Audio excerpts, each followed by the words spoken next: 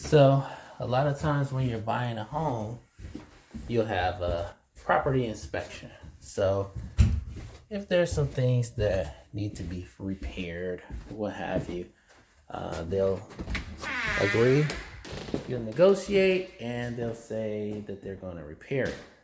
Well, something that's super important is to make sure that you check and see that they repaired it.